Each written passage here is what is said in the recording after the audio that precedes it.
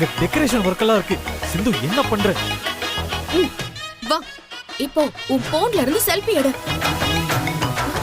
எடு. சாரி.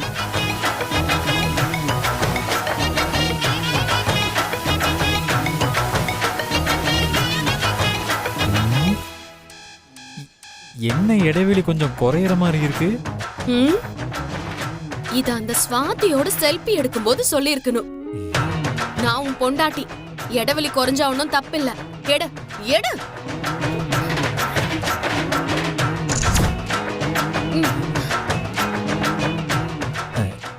கண்ணத்தோட கண்ணை வச்ச போட்டோ எடுத்த தப்பு இல்லையா? ஏன் இந்த ஸ்வாதி எடுக்கும்போது மட்டும் தப்பா தெரியலையா? எடு.